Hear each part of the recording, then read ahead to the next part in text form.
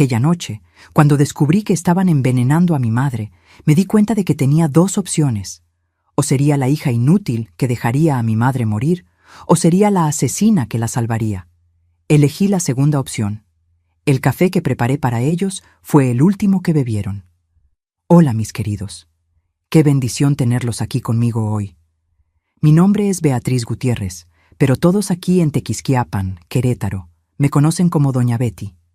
Tengo 78 años bien vividos. Cada arruga en mi rostro cuenta una historia diferente, ¿saben? Nací en San Juan del Río, también aquí en Querétaro, pero hace más de 30 años que vivo en este pueblito acogedor que me abrazó como a una hija. Hoy en día, mi vida es bastante tranquila. Cada mañana me despierto tempranito, antes de que salga el sol. Me gusta preparar mi cafecito caliente y reflexionar sobre la vida. Mi casa es sencilla, pero llena de amor. Cada retrato cuenta un pedacito de mi vida, las personas que pasaron por ella, los momentos buenos y los malos también, que no fueron pocos. Pero antes de continuar, quería hacerles una petición especial a ustedes que me están viendo ahora. Si les está gustando mi historia, dejen su like y suscríbanse al canal, ¿eh? Así no se pierden ninguna de mis historias. Y cuéntenme aquí en los comentarios desde qué pueblito o ciudad me están viendo y a qué hora del día encontraron este video. Tempranito con el café, después de la comida o ya de noche. Yo siempre leo todos los comentarios y me pone muy feliz saber de dónde son y cuándo sacan un tiempecito de su día para escuchar las historias de esta abuelita. Cuéntenme, ¿eh? Vamos a crear una cadena de cariño. Hoy les voy a contar una historia que nunca he contado a nadie. Una historia sobre familia, sobre dolor y sobre cómo a veces necesitamos tomar decisiones que nadie debería tener que tomar. No siempre el mundo es justo con nosotros, mis queridos. A veces la justicia debe hacerse con nuestras propias manos. Ustedes van a entender lo que quiero decir. Mi historia comienza hace muchos años, cuando yo aún era joven, llena de sueños, y tuve que ver a mi madre enfermar de repente. Fue ahí cuando descubrí que no siempre las personas que deberían protegernos son aquellas que realmente nos protegen. A veces, el mal está bajo nuestro propio techo, sentado a la mesa con nosotros, sonriendo mientras planea lo peor. Nací en una casita sencilla en San Juan del Río, allá en Querétaro. Era una casa pequeña, pero llena de vida, con un patio que tenía de todo un poco. Un árbol de guayaba que daba frutos rojitos y dulces. Un jardincito de hierbas que mi madre cuidaba con cariño y hasta un gallinero con unas gallinas criollas que nos daban huevos fresquitos todas las mañanas. Mi padre, Juvenal Gutiérrez, trabajaba como albañil. Hombre honesto, de pocas palabras, pero cuando hablaba todos paraban para escuchar. Tenía manos gruesas, callosas de tanto trabajar, pero con ellas construyó nuestra casa, ladrillo por ladrillo.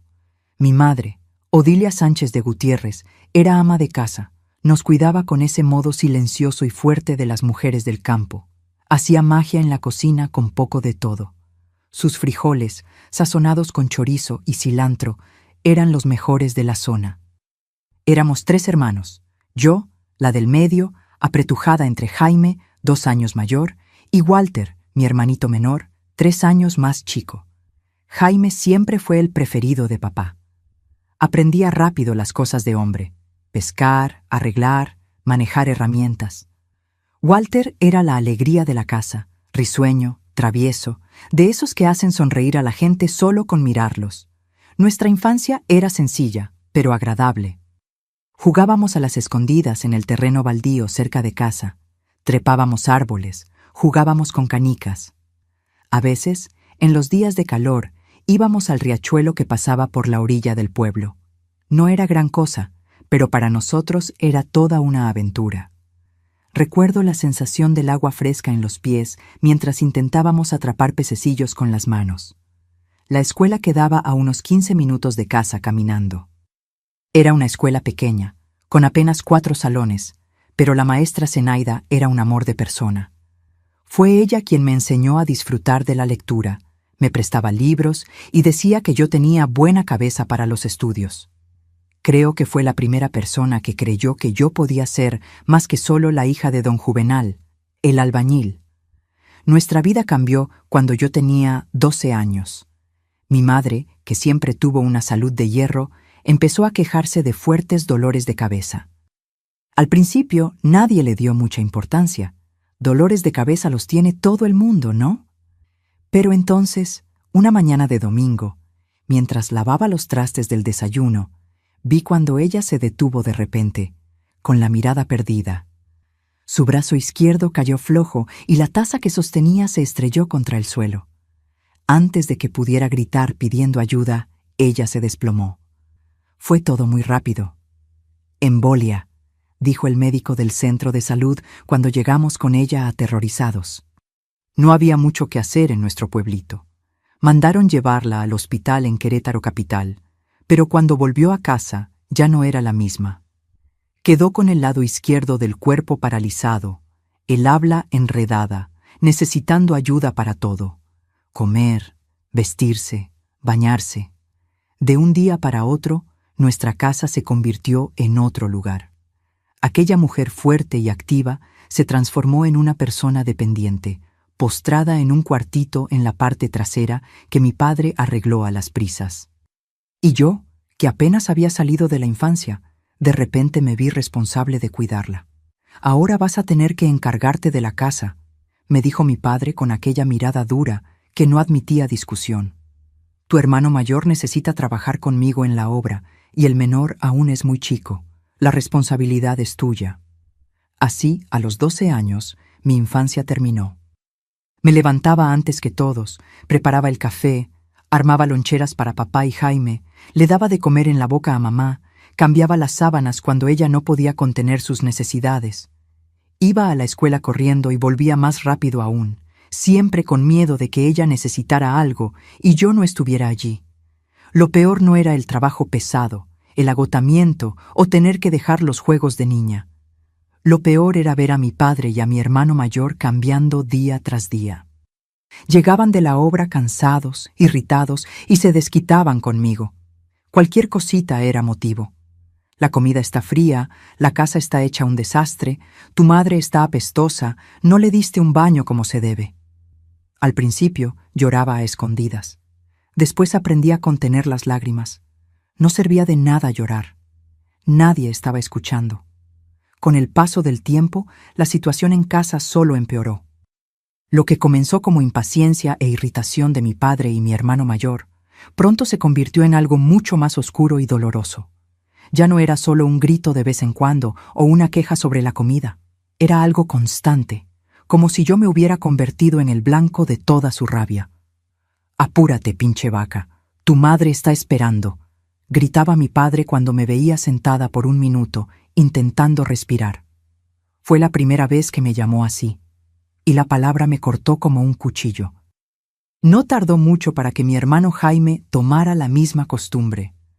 «La pinche vaca está cansada.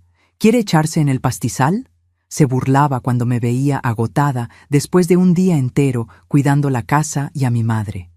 A veces pasaba junto a mí y me empujaba contra la pared o me daba un golpe en la cabeza como quien golpea a un animal terco. «Vaca pendeja, ni siquiera puedes hacer un arroz decente». A los 13 años ya no iba más a la escuela. Mi padre dijo que era una pérdida de tiempo, que tenía que quedarme en casa cuidando a mi madre. La maestra Zenaida llegó a venir a casa una vez, preocupada por mis ausencias, pero mi padre la corrió, diciendo que los asuntos de nuestra familia no eran problema de nadie. «Tu madre está así por tu culpa», me acusó mi padre cierta noche después de beberse casi una botella entera de tequila. «Si no dieras tanto trabajo, ella no se habría enfermado». Era mentira. Yo sabía que lo era, pero lo escuché tantas veces que empecé a creerlo. Tal vez era mi culpa, tal vez merecía ser tratada de esa manera. Mi único consuelo era cuidar a mi madre. A pesar de todo, la amaba demasiado. Aunque ya no pudiera hablar bien o abrazarme con los 2 brazos, yo veía en sus ojos un amor que nadie podía quitarnos. En los momentos en que estábamos solas, le peinaba el cabello, le contaba historias, le hablaba sobre las flores del patio, cualquier cosa para traer un poquito de luz a esa vida tan sufrida. Una de las cosas más difíciles era darle las medicinas. El médico le había recetado varias para la presión, para evitar otra embolia, para los dolores. Yo guardaba todo en una cajita de zapatos con los horarios anotados en un papelito. Era mucha responsabilidad para una niña de mi edad, pero yo me aseguraba de no fallar nunca. Solo que con el tiempo empecé a notar algo extraño. Por más que yo la cuidara correctamente siguiendo todas las indicaciones, mi madre parecía estar empeorando en vez de mejorar. Siempre estaba somnolienta, cada vez más débil, con ojeras profundas y una palidez que no era normal. A veces, cuando le daba agua, notaba que se atragantaba con más frecuencia, como si estuviera perdiendo hasta la capacidad de tragar. «Papá, creo que mamá tiene una herida en la espalda que no sana. ¿No sería bueno llevarla al centro de salud?», dije una tarde, reuniendo todo el valor que tenía. Él ni siquiera levantó los ojos del periódico. «El médico es caro e inútil», respondió secamente. «Ella ya está condenada de todos modos. Es solo cuestión de tiempo». La frialdad de aquella respuesta me asustó. Era como si estuviera hablando de un animal viejo, no de su esposa, de la madre de sus hijos. Fue más o menos en esa época que mi hermano menor, Walter, comenzó a alejarse. Con 10 años, aún era un niño, pero ya percibía que algo andaba muy mal en nuestra casa. Empezó a quedarse más en la casa de los vecinos, volviendo solo para dormir, como si tuviera miedo de lo que podría encontrar. «¿Por qué papá y Jaime te llaman Vaca?», me preguntó una vez con sus ojitos llenos de confusión. No supe qué responder. ¿Cómo explicarle a un niño algo que ni yo misma entendía? Una noche, mientras bañaba a mi madre, noté algo que nunca había visto antes. Pequeños moretones repartidos por los brazos y piernas de ella, como si alguien la hubiera apretado con fuerza. Me quedé mirando aquello sin entender. Ella no se movía sola. No había forma de que se lastimara de esa manera. «Mamá, ¿quién te hizo esto?», pregunté, aún sabiendo que ella no podría responderme claramente. Para mi sorpresa, logró balbucear algunas palabras, entre ellas el nombre de mi padre. Sus ojos estaban llenos de miedo. Aquella noche no pude dormir. Me quedé pensando en lo que había visto, en las palabras entrecortadas de mi madre, en la frialdad cada vez mayor de mi padre. Algo estaba sucediendo en aquella casa, algo más allá de los insultos y empujones a los que ya estaba acostumbrada a recibir. Al día siguiente, me desperté decidida a prestar más atención. Comencé a notar pequeños detalles, cómo mi padre se empeñaba en preparar él mismo el té que mi madre tomaba todas las noches, cómo él y Jaime cuchicheaban cuando creían que yo no estaba escuchando, cómo miraban a mi madre, no con preocupación, sino con impaciencia, como si esperaran algo.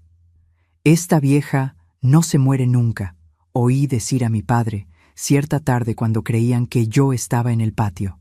La frase me heló la sangre. ¿Qué estaban esperando? ¿Por qué querían que ella muriera? Fue entonces cuando comencé a espiar. Fingir que salía a tender la ropa cuando, en realidad, me quedaba escuchando detrás de la puerta. Despertar en medio de la noche para ver qué ocurría por la casa. Observar cada gesto, cada mirada intercambiada entre mi padre y mi hermano. El rompecabezas comenzó a armarse cuando, en una de esas noches de vigilia, vi a mi padre entrar al cuarto de mi madre, creyendo que todos dormían. Por la rendija de la puerta, observé cuando sacó del bolsillo un frasquito pequeño y vertió algunas gotas en el vaso de agua que estaba en la mesita de noche. Después, con una frialdad que me aterrorizó, se quedó ahí parado, mirándola con una sonrisa en la comisura de la boca. Aquella escena lo cambió todo para mí.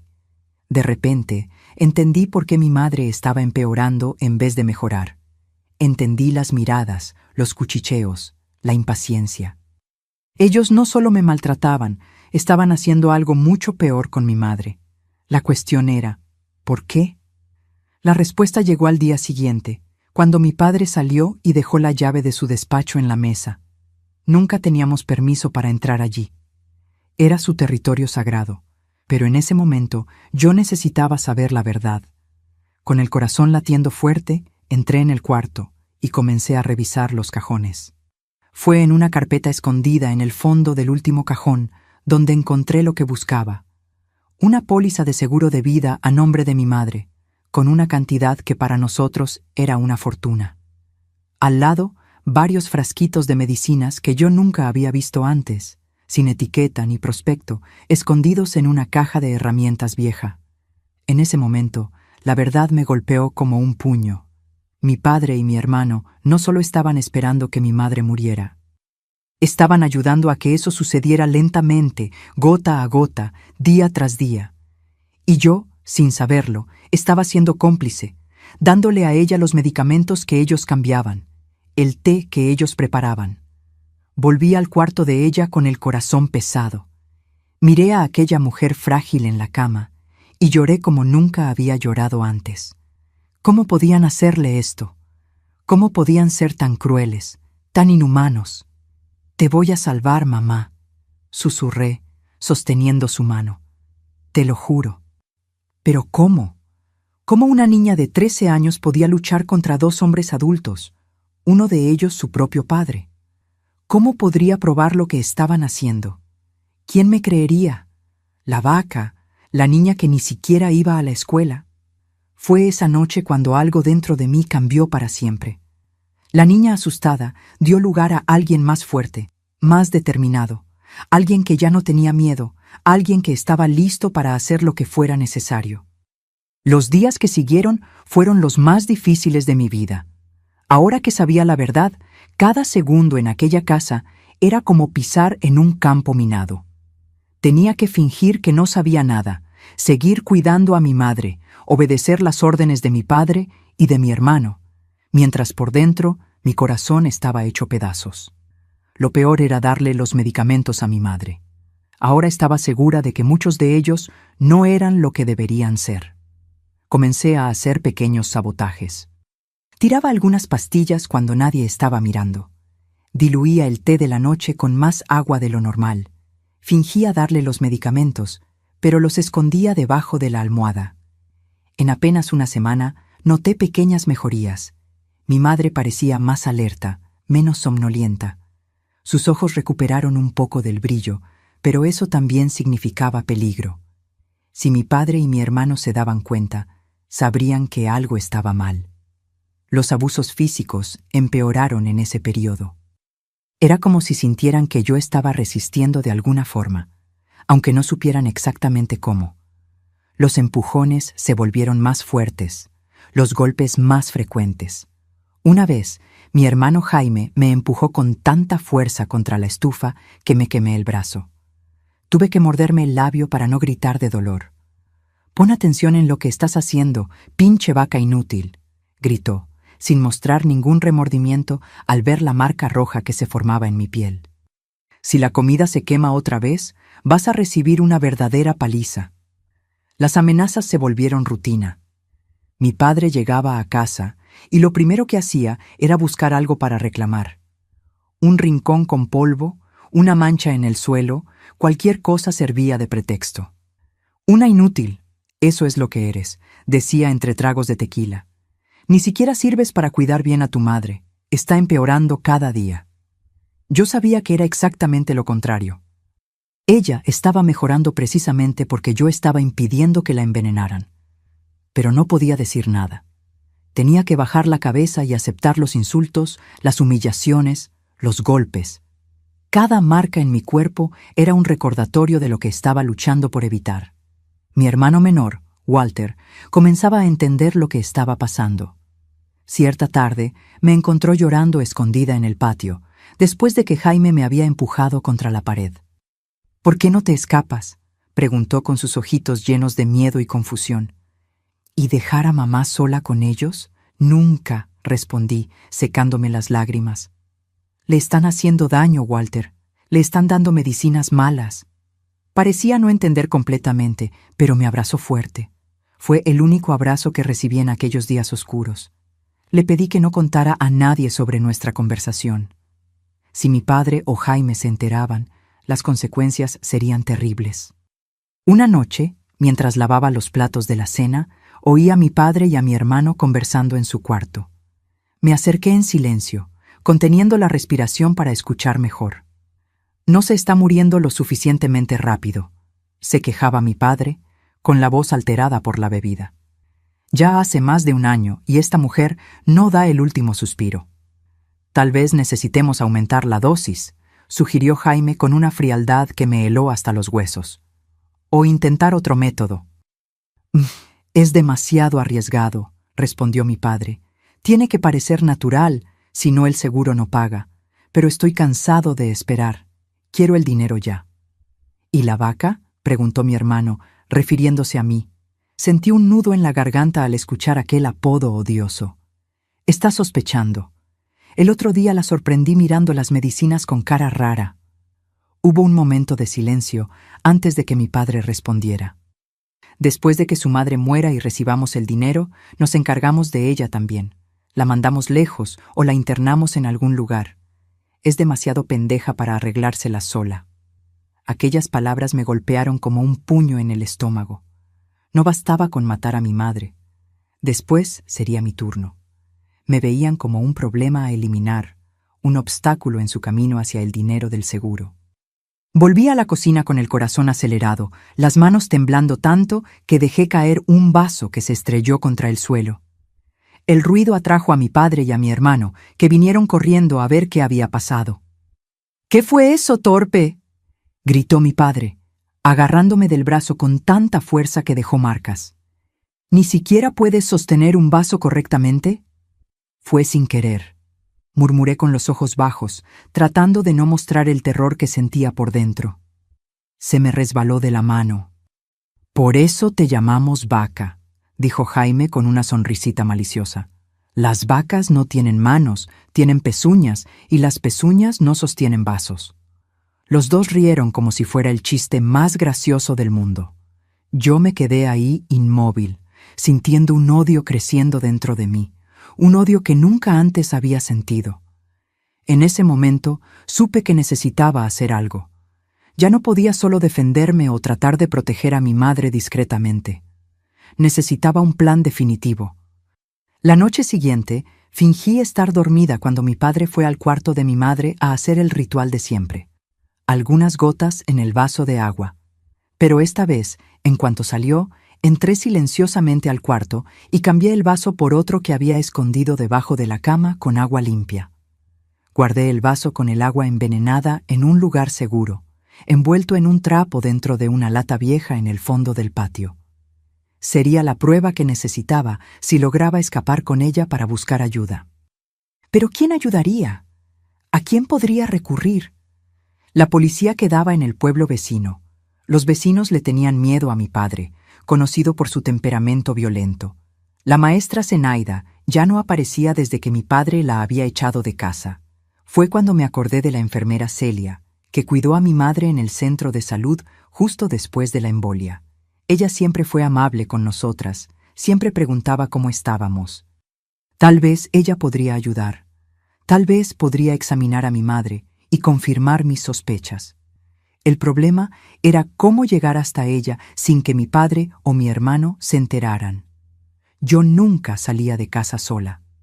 Siempre uno de ellos me acompañaba como una sombra, fingiendo que era protección, pero en realidad era vigilancia.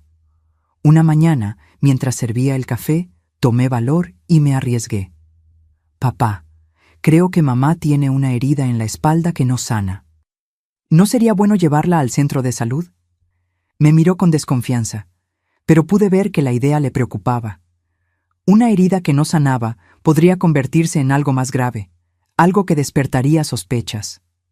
«Yo la llevo», dijo finalmente, después de pensarlo un poco. «Tú te quedas y arreglas bien la casa que está hecha un chiquero». Esa era mi oportunidad. Mientras él se preparaba para llevar a mi madre, corrí a su cuarto y susurré en su oído. «Mamá, cuando llegues al centro de salud, intenta hacer una señal a la enfermera Celia. Intenta mostrar que hay algo malo, por favor». No sé si entendió completamente, pero sus ojos se fijaron en los míos con una intensidad que no veía desde hacía meses. Era como si, a pesar de toda la confusión mental causada por la embolia y los venenos, comprendiera que su vida dependía de ese momento. Pasé el día en agonía, esperando su regreso.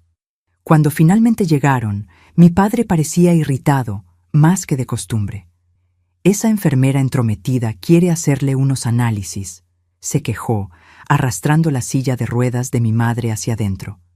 Dice que tiene los signos vitales raros, que puede haber algo mal además de la embolia. Mi corazón dio un salto. La enfermera Celia se había dado cuenta. Tal vez había una oportunidad después de todo. ¿Cuándo son los análisis?, pregunté, tratando de no parecer demasiado ansiosa. La próxima semana, respondió, mirándome con desconfianza. ¿Por qué tanto interés? ¿Quieres librarte del trabajo de cuidarla? No, papá, claro que no, respondí rápidamente. Solo quiero que mejore. Él murmuró algo incomprensible y fue a la cocina a buscar una bebida. Aproveché para mirar rápidamente a mi madre. Sus ojos eran diferentes, más vivos, como si hubieran recuperado un propósito. Con un movimiento casi imperceptible, movió los dedos de la mano derecha, los únicos que aún respondían bien, y hizo un gesto que parecía decir: «Espera». Aquella noche, mi hermano Jaime parecía especialmente agitado. Andaba de un lado a otro, cuchicheando con mi padre, lanzando miradas en mi dirección. Yo podía sentir que algo estaba mal, muy mal. Cuando fui a darle la cena a mi madre, él se quedó parado en la puerta, observándome con aquellos ojos fríos. «Sabes, Vaca, creo que andas muy preocupada por mamá últimamente», dijo con un tono que me hizo estremecer, casi como si tuvieras miedo de que algo le pasara. Tragué saliva, tratando de no mostrar el pavor que sentía. «Solo quiero cuidarla bien», respondí sin mirarlo, como siempre he hecho. «Sí, pero creo que la estás cuidando demasiado, como si supieras algo que no deberías saber». Se acercó, quedando a pocos centímetros de mi cara. Pude sentir el olor a cigarro en su respiración. «Si sabes algo, hermanita, es mejor que te quedes callada, ¿entiendes? Bien calladita». La amenaza era clara como el cristal, sospechaban de mí. Tal vez habían notado los medicamentos que faltaban o las mejorías sutiles en la condición de mi madre. De cualquier forma, yo estaba en peligro y el tiempo se agotaba. Esa misma noche ocurrió algo que lo cambió todo, algo que transformó mi miedo en determinación, mi vacilación en certeza. Era tarde, quizás cerca de la medianoche, cuando escuché un ruido proveniente del cuarto de mi madre. Me levanté de inmediato, con el corazón acelerado, y corrí por el pasillo oscuro. La puerta estaba entreabierta, y por la rendija vi una escena que jamás olvidaré. Mi padre estaba inclinado sobre la cama de ella, sosteniendo una almohada en las manos. En su rostro, una expresión que mezclaba rabia y determinación. Mi madre, despierta, lo miraba con los ojos desorbitados de puro terror. «Me cansé de esperar», murmuraba, con la voz pastosa de quien había bebido demasiado. «Me cansé de gastar en ti. Hoy se acaba». Comenzó a bajar la almohada hacia su rostro. Fue todo muy rápido. Sin pensar, entré en el cuarto gritando: «¡Papá! ¡No!». Se giró sorprendido por mi presencia. Por un segundo, pareció confundido, como si no entendiera lo que yo estaba haciendo allí. Después, la confusión dio paso a la furia. Soltó la almohada y vino hacia mí. «¿Qué estás haciendo aquí, entrometida? ¡Vete a tu cuarto!». «Ibas a matarla», acusé sin poder controlarme. «Te vi. Ibas a asfixiarla con la almohada». Su mano impactó mi rostro con tanta fuerza que caí al suelo. El sabor metálico de la sangre llenó mi boca. «No viste nada», dijo, jalándome por el cabello. «Y si le cuentas a alguien esa historia loca, nadie te va a creer. Van a pensar que son cosas de tu cabeza de niña pendeja». Me arrastró por el pasillo hasta mi cuarto y me tiró en la cama. «Quédate ahí y no salgas hasta mañana. Y si oigo un ruido, te vas a arrepentir». Cerró la puerta con llave desde fuera, dejándome en pánico. Corrí hacia la ventana, pero tenía rejas, una protección que él había instalado hacía años, supuestamente para evitar ladrones. Pasé la noche en vela, llorando en silencio, desesperada por no poder proteger a mi madre. A cada minuto, imaginaba lo que podría estar sucediendo en su cuarto. ¿Habría vuelto para terminar lo que empezó? ¿Ella todavía estaría viva? Cuando salió el sol, oí la llave girando en la cerradura. Era mi hermano Jaime. Papá quiere que vayas a la cocina ahora. Me levanté temblorosa, con la cara aún adolorida por el golpe. Antes de salir, pregunté, ¿cómo está mamá? Se encogió de hombros, indiferente. Viva, desafortunadamente. Aquella palabra, desafortunadamente, fue como una puñalada en mi corazón. Realmente querían que muriera. No era paranoia mía, no era exageración, era la pura verdad. En la cocina, mi padre estaba sentado a la mesa tomando café negro. Parecía tranquilo, como si nada hubiera pasado la noche anterior. «Siéntate», ordenó, señalando la silla frente a él.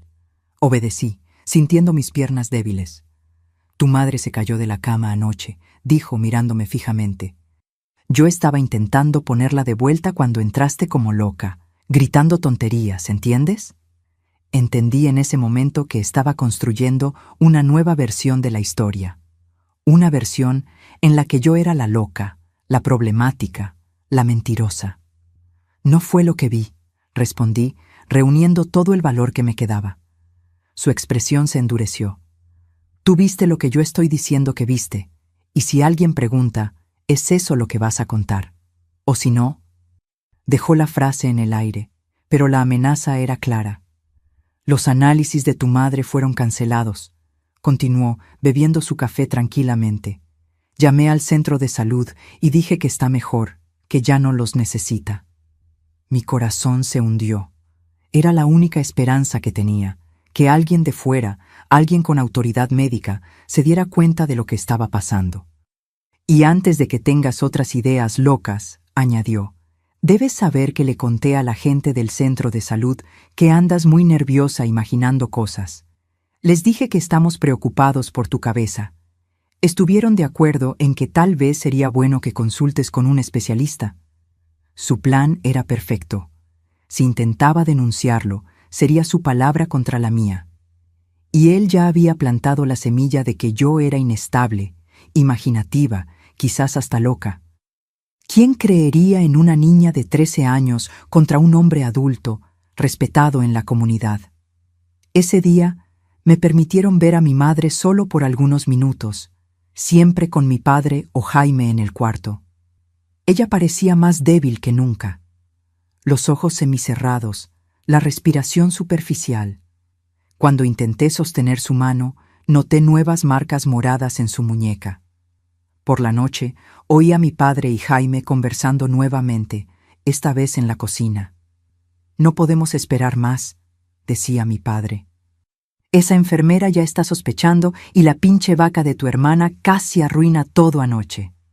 «¿Qué quieres hacer?», preguntó Jaime en voz baja, pero animada, como si estuvieran planeando una aventura y no un asesinato. «Mañana es sábado. Vamos a tomar unos tragos, como siempre, pero esta vez vamos a hacer que parezca que tu madre tuvo otra embolia durante la noche. Natural, como el médico dijo que podría suceder». Mi sangre se heló. Estaban planeando matarla la noche siguiente, y yo sería la próxima. Pasé aquella noche en un estado de desesperación que jamás había sentido. Estaba atrapada en una casa con asesinos, sin tener cómo pedir ayuda, sin tener a dónde huir. No podía salvar a mi madre. No podía salvarme a mí misma. Fue en ese momento más oscuro que un recuerdo surgió en mi mente. Una historia que mi madre contó antes de enfermarse, sobre cómo su abuela, allá en el campo de Querétaro, conocía las propiedades de las plantas.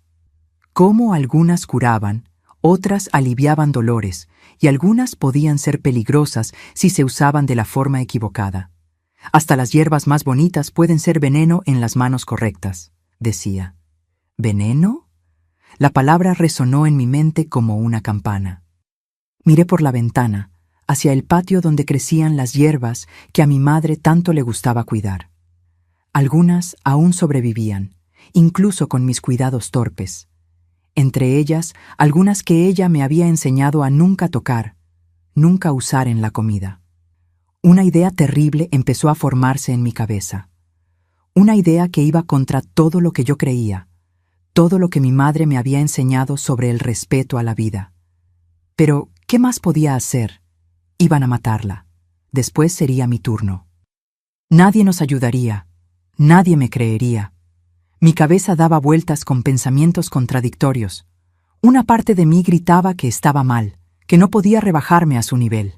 Otra parte, más pragmática, más desesperada, insistía en que era la única salida. Es legítima defensa, susurré para mí misma, las lágrimas corriendo por mi rostro. Es para salvar a mamá, para salvarme a mí misma. Cerré los ojos y vi el rostro de mi madre antes de la embolia, sonriente, lleno de vida, lleno de amor. Recordé las historias que contaba, las canciones que cantaba para hacerme dormir. Recordé cómo siempre decía que yo era especial, que era fuerte, que un día haría cosas importantes. Abrí los ojos con una nueva resolución. No dejaría que la mataran como a un animal. No dejaría que me trataran como basura después. Si ellos querían usar veneno, yo les mostraría lo que era veneno de verdad. A la mañana siguiente me levanté temprano, antes que todos. Fui al patio y con manos temblorosas recogí algunas hojas de aquella planta que mi madre siempre advertía evitar. No muchas, solo las suficientes. Las guardé envueltas en un pedazo de tela, escondidas en el bolsillo de mi delantal. Durante el día, actué normalmente o lo más normal posible en las circunstancias. Cuidé a mi madre, limpié la casa, preparé las comidas. Mi padre y Jaime parecían de buen humor, intercambiando miradas cómplices cuando creían que no los estaba viendo. Por la noche, como siempre hacían los sábados, se sentaron en el portal con una botella de tequila, hablando alto, riendo de chistes groseros. De vez en cuando, uno de ellos entraba para verificar si yo estaba cuidando bien a mi madre. «Voy a preparar un café fuerte para ustedes», ofrecí cuando la botella estaba por la mitad. «Está refrescando, les hará bien». Mi padre asintió sin prestarme mucha atención. Jaime apenas murmuró algo que interpreté como acuerdo. En la cocina, con las manos temblando tanto que apenas podía sostener la cafetera, preparé el café más fuerte que jamás había hecho. Cuando el agua hirvió y el café estuvo listo, saqué las hojas de mi bolsillo. Estaban secas, ahora más fáciles de desmenuzar. Las puse en el fondo de sus tazas y las cubrí con el café oscuro. El olor fuerte de la bebida enmascararía cualquier otro aroma. Por un momento, dudé. Lo que estaba a punto de hacer cambiaría todo para siempre. No había vuelta atrás. Una vez hecho, cargaría con eso por el resto de mi vida. Pero entonces oí sus risas en el portal, aquellas risas crueles que conocía tan bien. Y recordé la almohada en las manos de mi padre, las marcas moradas en el cuerpo de mi madre, las amenazas, los insultos, las humillaciones. Recordé que para ellos no éramos personas, éramos solo obstáculos en el camino hacia el dinero del seguro. «Papá, Jaime, el café está listo», llamé, llevando las tazas al portal. Tomaron las tazas sin siquiera mirarme, aún absortos en su conversación sobre cuánto dinero tendrían cuando todo terminara. Di media vuelta y regresé adentro, al cuarto de mi madre. Me senté a su lado, sosteniendo su mano frágil entre las mías. Ella dormía, o parecía dormir, la respiración irregular, el rostro delgado y pálido. Me quedé allí esperando, rezando por perdón por lo que había hecho, por lo que estaba por venir. No sé cuánto tiempo pasó hasta que escuché el primer ruido, algo cayendo, rompiéndose. Luego vino un grito ahogado, seguido de otro más fuerte. Apreté la mano de mi madre con más fuerza. «Va a estar todo bien ahora», susurré, aunque no estaba segura si podía escucharme. «Nadie más te va a lastimar, lo prometo». Los minutos que siguieron son como un borrón en mi memoria. Oí más ruidos en el portal, tazas rompiéndose, sillas cayendo, voces confusas gritando. Después silencio. Un silencio pesado, opresivo, que parecía engullir la casa entera. Me quedé paralizada junto a la cama de mi madre, incapaz de moverme, de verificar lo que había sucedido allá afuera. Una parte de mí lo sabía, pero otra parte no quería confirmar. Como si, mientras no lo viera, pudiera fingir que nada había pasado. Fue mi madre quien me trajo de vuelta a la realidad. Sus ojos se abrieron y se fijaron en los míos con una lucidez que no veía desde hacía mucho tiempo. Su mano apretó la mía levemente. «Hija», susurró, la voz ronca y débil, pero clara. «¿Qué hiciste?». Esas 3 palabras me golpearon como un rayo. Ella sabía. De algún modo, incluso en su estado debilitado, sabía lo que había hecho. «Nos salvé, mamá», respondí, las lágrimas corriendo por mi rostro. «Te iban a matar hoy. Después sería yo». Cerró los ojos por un momento, como si absorbiera el peso de aquellas palabras. Cuando los abrió nuevamente, había algo diferente en ellos. No reprobación como yo temía, sino una tristeza infinita. «Policía», logró decir. «Llama a la policía». Sabía que tenía razón. No había forma de ocultar lo que había sucedido. Tarde o temprano, alguien lo descubriría. Mejor que fuera en nuestros términos, con nuestra versión de la historia. Me levanté con las piernas temblorosas y fui hasta el teléfono en la sala. Nunca lo habíamos usado para llamar a la policía antes. De hecho, rara vez usábamos el teléfono. Era más una ostentación de mi padre que una necesidad. Con dedos temblorosos, marqué el número de la comisaría del pueblo vecino. Cuando una voz masculina respondió, las palabras salieron en cascada. «Por favor, necesito ayuda. Creo que mi padre y mi hermano están muertos». La voz del otro lado se puso alerta. «¿Dónde estás? ¿Qué pasó?». Di nuestra dirección y después de un momento de vacilación, añadí: «Estaban envenenando a mi madre durante meses para cobrar el dinero del seguro. Yo puse algo en su café. Por favor, vengan rápido».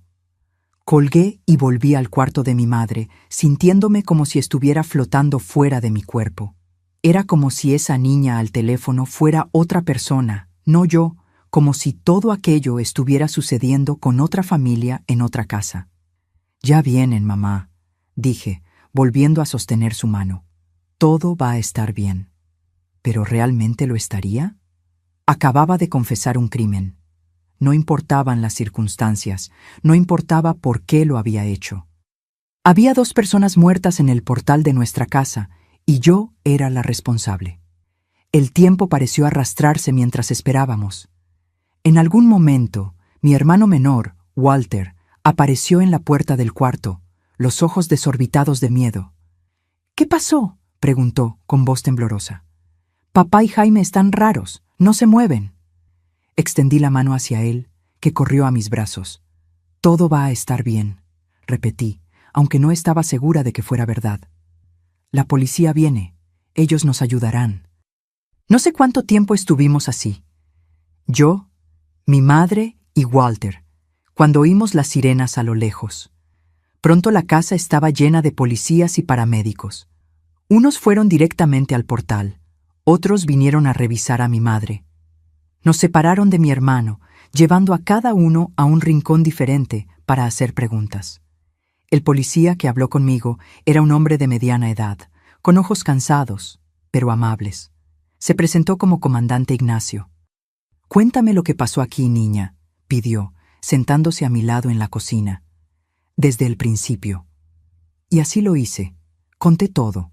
La embolia de mi madre, los maltratos, las sospechas de envenenamiento, el descubrimiento de la póliza de seguro, el intento de mi padre de asfixiarla con la almohada, el plan de ellos para aquella noche y, finalmente, lo que yo había hecho. «Sé que hice algo terrible», concluí, mirando mis manos temblorosas. «Sé que voy a ir a la cárcel, pero tenía que salvar a mi madre. No había nadie más para ayudar». El comandante guardó silencio por un largo momento, observándome. «Quiero que me muestres dónde encontraste la póliza de seguro y los medicamentos», dijo finalmente. Lo llevé al despacho de mi padre. Señalé el cajón donde había encontrado los documentos. Para mi sorpresa, todo seguía allí. La póliza, los frasquitos sospechosos, incluso anotaciones de mi padre sobre dosis.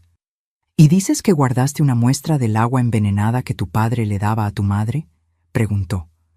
Asentí y lo llevé al fondo del patio, donde desenterré la lata con el vaso cuidadosamente envuelto. El comandante llamó a otro policía, que puso el vaso en una bolsa de plástico, la etiquetó y guardó. Cuando volvimos adentro, los paramédicos ya estaban llevando a mi madre en una camilla. Corrí hacia ella en pánico. ¿A dónde la llevan?, pregunté, agarrando su mano. Al hospital en Querétaro, respondió uno de los paramédicos. Necesita atención urgente. Mi madre apretó mi mano con una fuerza sorprendente. Va a estar bien, logró decir, con los ojos fijos en los míos. Después miró al comandante que estaba a mi lado. Ella salvó mi vida. Las palabras salieron con dificultad, pero eran lo suficientemente claras. El comandante asintió gravemente. Vamos a cuidar de ella, señora. Puede estar tranquila. Cuando se llevaron a mi madre, sentí como si estuvieran arrancando una parte de mí. Walter estaba en un rincón de la sala, siendo consolado por una policía mujer. Parecía tan pequeño, tan perdido. ¿Y mi hermano?, pregunté al comandante. ¿Qué va a pasar con él? Vamos a encontrar parientes que puedan quedarse con él por ahora, respondió. ¿Tienes algún tío, tía, abuela? Pensé en la familia de mi madre, a quienes no veíamos desde hacía años porque mi padre no lo permitía. Mamá tiene una hermana en León, tía Ivonne. Nos quería mucho. El comandante anotó el nombre y prometió que intentarían localizarla. Entonces vino la parte que más temía. Beatriz, dijo el comandante, usando mi nombre por primera vez. Tienes que venir con nosotros a la comisaría. Asentí, ya esperando eso. Estaba lista para enfrentar las consecuencias de lo que había hecho. Antes de salir, pedí despedirme de mi hermano. Te van a llevar a casa de tía Ivonne, expliqué abrazándolo fuerte. Ella es buena, va a cuidarte bien. ¿Y tú? ¿Y mamá?, preguntó, con los ojos llenos de lágrimas. Mamá va al hospital para mejorar y yo tengo que ir con los policías por un tiempo. ¿Vas a volver?, insistió, sosteniendo mi mano con fuerza. No tuve el valor de decir la verdad, que probablemente yo no volvería, al menos no por muchos años. Algún día, respondí, besando su frente. Cuida a mamá por mí, ¿sí? En la comisaría pasé horas respondiendo preguntas, repitiendo mi historia varias veces para diferentes policías. Después me llevaron a una sala pequeña con una cama donde pasé la noche. A la mañana siguiente, el comandante Ignacio volvió con noticias. Tu madre está estable en el hospital, informó. Los médicos le hicieron análisis y encontraron altas dosis de medicamentos en su sangre, algunos que ni siquiera deberían estar allí. Esto confirma tu historia sobre el envenenamiento. Sentí un alivio inmenso al saber que mi madre estaba viva y siendo bien atendida. Y hay más, continuó. Encontramos un diario de tu hermano Jaime. Escribía sobre los planes para matar a tu madre, sobre cómo ustedes dos eran una molestia. Es bastante perturbador. El comandante parecía genuinamente conmocionado con lo que había leído. Localizamos a tu tía Ivonne, añadió. Ya vino a buscar a tu hermano Walter y dijo que va a acompañar a tu madre en el hospital. Por fin, una buena noticia. Al menos estarían juntos. ¿Y yo?, pregunté, ya sabiendo la respuesta. El comandante suspiró profundamente. Es complicado, Beatriz. Cometiste un crimen grave, no hay cómo negarlo, pero las circunstancias son excepcionales. Me explicó que, por ser menor de edad, no sería juzgada como adulta. Sería enviada a un juez de menores que decidiría mi destino. Podría ser internada en una institución para menores infractores o, con suerte, puesta bajo algún tipo de libertad vigilada. Voy a hablar con el juez personalmente, prometió el comandante. Le contaré lo que vi en aquella casa, lo que descubrimos sobre tu padre y tu hermano. No puedo prometer nada, pero creo que tomará todo esto en cuenta. En las semanas que siguieron, estuve en una institución para menores, esperando la decisión del juez. Mi tía Ivonne vino a visitarme algunas veces, trayendo noticias de mi madre. Estaba mejorando poco a poco después de que dejaron de darle los medicamentos equivocados. Ya podía hablar mejor y los médicos eran optimistas respecto a su recuperación. Walter también venía con mi tía. Parecía feliz, o al menos más feliz de lo que jamás lo había visto en nuestra casa. Tía Ivonne lo trataba con cariño y ya estaba inscrito en una escuela nueva en León. Cuando finalmente llegó el día de la audiencia con el juez, estaba resignada a aceptar cualquier castigo. Había tomado una decisión terrible, pero aún creía que era la única que tenía en las circunstancias. Para mi sorpresa, el juez, un hombre de cabello blanco y expresión severa, pero no antipática, escuchó mi caso con mucha atención. El comandante Ignacio testificó a mi favor, describiendo en detalle lo que había encontrado en la casa, los planes de mi padre y mi hermano, las evidencias de abuso y envenenamiento. Mi madre, aún débil, pero capaz de hablar, también testificó por videoconferencia desde el hospital. Confirmó los años de abuso que había sufrido a manos de mi padre, cómo él la trataba como un objeto, no como una esposa. Y lo más importante, confirmó que después de la embolia se daba cuenta de que estaba siendo envenenada, pero no tenía fuerzas para pedir ayuda. Mi hija salvó mi vida, dijo, con la voz entrecortada. Hizo lo que yo no podía hacer por mí misma. Al final de la audiencia, el juez se retiró para deliberar. Cuando volvió, su decisión me tomó completamente por sorpresa. Beatriz Gutiérrez, comenzó. Lo que hiciste fue extremadamente grave. Quitar una vida, y más aún dos, es un acto que nunca puede tomarse a la ligera. Bajé la cabeza, preparándome para lo peor. Sin embargo, continuó. Después de analizar todas las evidencias, los informes médicos, los testimonios, incluidos los del comandante Ignacio y el de tu madre, entiendo que estabas en una situación de peligro inminente. Tú y tu madre estaban bajo amenaza constante y había un plan concreto para matarla esa noche. Hizo una pausa, mirándome directamente. Considerando todos estos factores, no voy a determinar tu internamiento en una institución para menores infractores. En su lugar, estarás bajo libertad asistida por 3 años, con acompañamiento psicológico obligatorio y visitas regulares a un trabajador social. No podía creer lo que estaba oyendo. Miré al comandante Ignacio, que sonreía discretamente. Podrás ir a vivir con tu tía Ivonne en León, junto con tu madre, cuando reciba el alta del hospital, y tu hermano Walter, continuó el juez. Pero debes entender que lo que hiciste estuvo mal, independientemente de las circunstancias. La justicia no debe hacerse con las propias manos, incluso en situaciones desesperadas. Entiendo, su señoría, respondí, con la voz entrecortada por la emoción.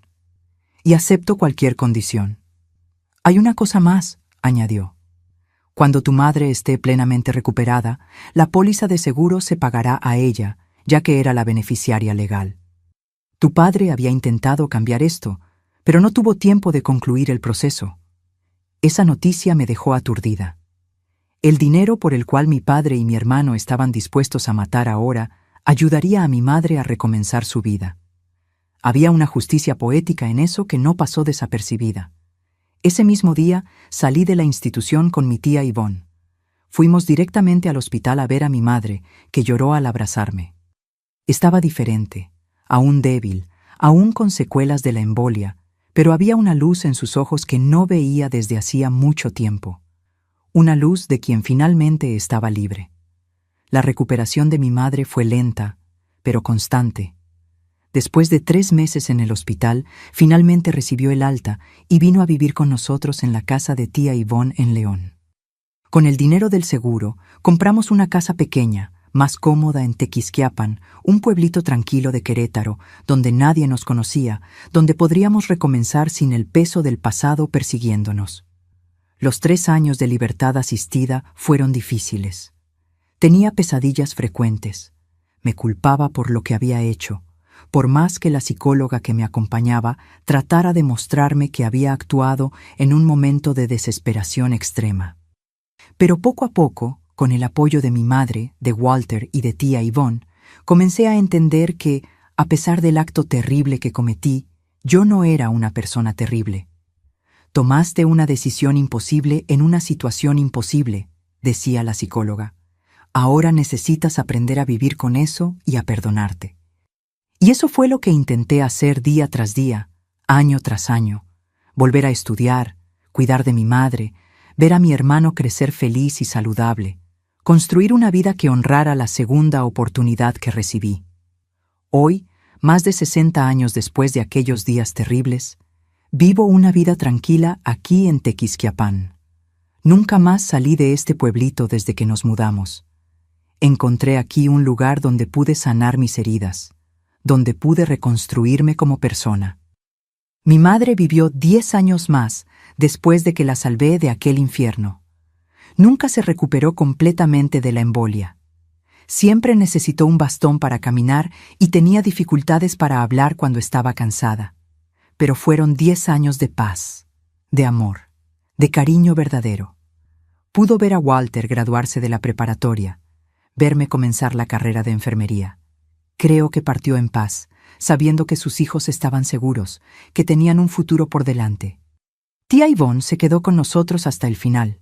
Incluso después de que compramos nuestra propia casa aquí en Tequisquiapan, nunca quiso volver a León. Mi lugar es con ustedes, decía con aquella sonrisa dulce que era su sello personal. Fue ella quien me enseñó a perdonar, no a mi padre o a mi hermano, sino a mí misma. Fue ella quien me ayudó a entender que una decisión tomada en la desesperación no define quiénes somos para el resto de la vida. Mi hermano Walter creció fuerte y bueno, sin las sombras del pasado persiguiéndolo como a mí. Se graduó en ingeniería, se casó con una muchacha adorable llamada Cecilia y me dio 3 sobrinos que son la luz de mi vida: Gabriel, Raquel y Mateo. Hoy vive en la Ciudad de México, pero viene a visitarme regularmente, principalmente en los días festivos y cumpleaños. En cuanto a mí, seguí el camino de la enfermería. Tal vez fue una forma de compensación, de intentar salvar otras vidas después de haber quitado 2. Trabajé más de 30 años en el pequeño hospital de Tequisquiapan, cuidando principalmente de ancianos y pacientes con enfermedades crónicas. Aquellos que, como mi madre, necesitaban cuidados constantes y atención especial. Me casé a los 28 años con Augusto, un hombre gentil y paciente que conocí durante mis prácticas en el hospital. Él sabía de mi historia. Se la conté antes de aceptar su propuesta de noviazgo, pensando que huiría al saber de mi pasado. Pero él solo tomó mis manos y dijo: no es nuestro peor momento lo que define quiénes somos, sino cómo elegimos vivir después de él. Tuvimos 2 hijos, Mariana y Enrique. Los crié con todo el amor y cariño que pude dar, siempre consciente de nunca reproducir los patrones abusivos que vi en mi infancia. Augusto fue un padre ejemplar, el tipo de hombre que jugaba en el suelo con los niños, que nunca levantaba la voz, que respetaba a todos a su alrededor. Perdí a mi Augusto hace 12 años, víctima de un infarto fulminante. Fue un dolor inmenso, pero diferente de aquel que sentí en la adolescencia. Este fue un dolor limpio, sin el veneno del odio o del miedo. Solo añoranza, solo amor. Hoy vivo sola en esta casita sencilla, pero nunca me siento solitaria. Mis hijos viven cerca. Mariana aquí mismo en Tequisquiapan y Enrique en Querétaro, a solo 2 horas de viaje. Tengo 5 nietos que llenan mi vida de alegría cuando vienen a visitarme. El mayor, Felipe, ya está en la universidad. La más pequeña, Julia, tiene apenas 8 años y le encanta cuando le hago buñuelos en las tardes de domingo. Mis días son tranquilos, llenos de pequeñas actividades que me dan placer. Me despierto temprano, tomo mi café mirando hacia el jardín que cultivo con tanto cariño. Tengo un árbol de guayaba que da frutos 2 veces al año. Los nietos adoran subirse para recoger las frutitas rojas y dulces. También tengo rosales que me regaló mi vecina doña Clotilde y un jardincito de hierbas que uso para hacer tés y sazonar la comida. 3 veces por semana voy al centro comunitario del pueblo para participar en un grupo de artesanía. Hago crochet, tejido, bordados, cosas que nunca tuve tiempo u oportunidad de aprender cuando era joven. Mis colchas de retazos son famosas aquí en la región. Ya he hecho más de 50, la mayoría donadas a asilos y orfanatos. Los miércoles participo en un proyecto en la escuela municipal, donde cuento historias a los niños. Historias de superación, de valor, de bondad, valores que creo fundamentales para formar buenas personas. Los pequeños me llaman abuelita Betty y corren a abrazarme cuando llego. Es una de las mayores alegrías de mi semana. Los domingos voy a la iglesia por la mañana. No soy beata, pero encuentro consuelo en la fe, en la idea de que hay un propósito mayor para todo, incluso para el sufrimiento. Después de la misa, generalmente recibo a mis hijos y nietos para una comida familiar. La casa se vuelve ruidosa, llena de risas y conversaciones, exactamente como debe ser una casa. Nunca más hablé sobre lo que sucedió aquella noche de sábado, hace tantos años. Mis hijos lo saben, claro. Pensé que tenían derecho a conocer la verdad sobre su pasado. Pero para el resto del mundo, soy apenas doña Beatriz, la enfermera jubilada que hace trabajo voluntario y adora a sus nietos. A veces, cuando estoy sola por la noche, mirando las estrellas desde mi portal, pienso en lo extraña que es la vida, en cómo un solo momento puede cambiarlo todo para siempre. Pienso en lo que habría pasado si no hubiera descubierto el plan de mi padre, si no hubiera tomado aquella decisión desesperada. Probablemente ni yo ni mi madre estaríamos vivas. Walter habría crecido solo, tal vez convirtiéndose como su padre y su hermano. No me enorgullezco de lo que hice. Nunca me enorgulleceré. Quitar una vida es algo terrible, no importan las circunstancias, pero tampoco me torturo como antes. Aprendí a convivir con mi pasado, a aceptar que en aquel momento, con el conocimiento y los recursos que tenía, hice lo que creí que era la única opción para salvar a mi madre y a mí misma. El comandante Ignacio, que fue tan importante en aquellos días difíciles, se convirtió en un amigo a lo largo de los años. Se jubiló de la policía y también vino a vivir a Tequisquiapan, diciendo que quería paz después de tantos años viendo lo peor de la humanidad. Hasta su muerte, hace 5 años, solíamos tomar café juntos los lunes. Él siempre decía que mi caso le hizo repensar muchas cosas sobre justicia y compasión. Hoy, mirando hacia atrás, veo que mi vida ha sido un largo camino de redención. Cada paciente que cuidé en el hospital, cada niño que eduqué, cada gesto de bondad que practiqué, todo fue parte de mi intento de equilibrar la balanza, de devolver al mundo más de lo que le quité. No sé si lo logré. No sé si es posible, pero sé que intenté cada día ser mejor de lo que fui el día anterior, y tal vez, al final, eso es todo lo que cualquiera de nosotros puede hacer. Mis queridos que me están viendo, después de compartir esta historia tan difícil, tan dolorosa, quiero dejarles algunas palabras desde el fondo de mi corazón. La vida a veces nos pone en situaciones donde no existen elecciones perfectas, donde cada camino parece más oscuro que el otro. En esos momentos, necesitamos encontrar dentro de nosotros una fuerza que ni siquiera sabíamos que teníamos. Una fuerza que no viene del odio, no de la ira, sino del amor. Del amor por nosotros mismos y por aquellos que dependen de nosotros. Lo que aprendí en estos casi 80 años de vida es que nunca estamos totalmente sin esperanza. Incluso en las noches más oscuras, incluso cuando parece que todo el mundo nos ha dado la espalda, siempre existe una posibilidad de cambio, de transformación, de reinicio. Si estás pasando por situaciones de abuso, si alguien te está haciendo daño, debes saber que no estás solo. Hoy existen muchos caminos de ayuda que yo no tenía en mi época. Existen teléfonos para denuncias, existen refugios, existen profesionales capacitados para ayudar. Nunca creas cuando te dicen que mereces el sufrimiento, que eres menos que los demás, que no tienes valor. Esas son las mentiras que los abusadores cuentan para mantener su poder sobre nosotros. Tienes valor, mereces respeto, mereces ser amado. Muchas veces nos sentimos atrapados en situaciones imposibles. Parece que no hay salida, que vamos a sufrir para siempre. Pero yo estoy aquí, del otro lado de ese viaje, para decirte que eso no es verdad. Siempre existe un mañana diferente. Siempre existe la posibilidad de sanar. Cuando miro hacia atrás y veo a aquella niña de 13 años desesperada, sin saber a dónde correr, siento una compasión inmensa. Quisiera poder abrazarla y decirle que, a pesar de todo, sobrevivirá. Más que sobrevivir, construirá una vida buena, una familia amorosa, ayudará a otras personas. El miedo puede paralizarnos, pero también puede darnos alas cuando necesitamos huir del peligro. El dolor puede destruirnos, pero también puede enseñarnos sobre compasión y empatía. El odio puede consumir nuestra alma, pero el perdón, principalmente el autoperdón, puede liberarla. No estás definido por tus peores momentos, por tus decisiones más desesperadas. Estás definido por cómo eliges vivir después de ellos, por cómo eliges reconstruir, resignificar, renacer. En mi largo camino, aprendí que cargar con la culpa no ayuda a nadie, ni a nosotros mismos, ni a aquellos a quienes herimos, ni a aquellos que amamos. Lo que ayuda es transformar esa culpa en acción positiva, en cuidado, en servicio al prójimo.